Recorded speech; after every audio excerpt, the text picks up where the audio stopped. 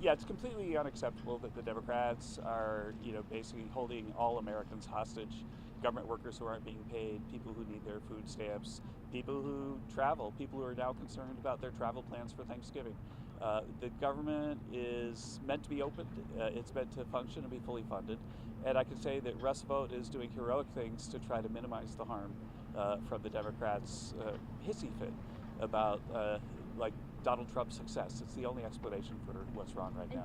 Director, I mean, what can President Trump do right now to help open the shutdown? I mean, he's been gone in Asia, he's heading out of town, so what can he do to help reopen the government? Does he need to be meeting with Democrats right now? Well, President Trump just closed a number of historic deals with our Asian allies. He was able, along with Secretary Hassett and Jameson Greer, to negotiate an astonishingly good deal with China. He actually went above Spinal Tap and said it wasn't an 11 on the knob of success, it was a 12. I think I might give it a 13 because if you look at it, China is continuing to pay the tariffs that the president has put in place, but they're also opening up their trade with us and buying stuff from our farmers and so on. But Director, why won't the president meet with Democrats to talk about what they can do? The president takes phone calls all the time, but this is an issue with the Senate. The senators need to do their job. The job of the senator is to be a moderating influence in American culture, in American politics. Chuck Schumer and the Democrats right now are the opposite.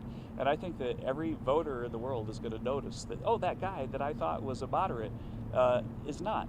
That they're basically taking orders from Chuck Schumer and AOC and putting Americans in harm's way with their government shutdown, and it's just completely unacceptable.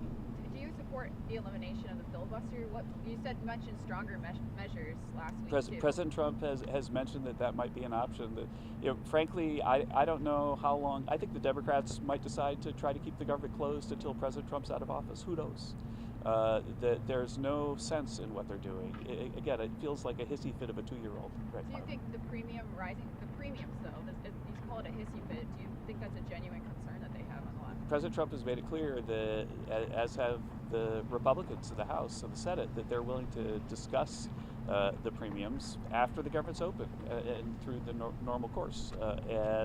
I remind that 13 times the Democrats voted to keep the government open while President Biden was in office, but that meant that 13 times the Republicans understood their constitutional duty to keep the government open so that Americans don't go through the suffering that they're going through right now.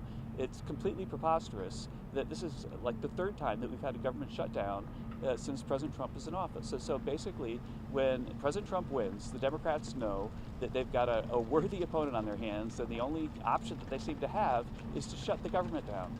And it's just like they're not doing their jobs. I got time for one more question. How would you describe the health of the U.S. economy in light of the cuts of the rates from the Fed? Yeah, so the U.S. economy is very strong. We're looking at third quarter GDP that's close to 4% growth, and excuse the lots of wind. And I think that's a momentum that will carry forward. The government shutdown is looking like it might reduce that number quite a bit, especially going into the fourth quarter. And but the momentum from all of President Trump's policies is really, really strong. As for the Fed, I think that we're glad that they reduced the interest rate. We think that was the right move. But if you think about from the previous meeting, the news we have is basically that inflation is lower than we thought. And other than that, we don't have a lot of news because the government shutdown is making it so that the Fed is flying blind a little bit. But we have a government shutdown, which is a negative for the economy. And against that backdrop, the idea that the Fed would be backing away from their promised rate reductions in the future is puzzling to us. So thank you very much.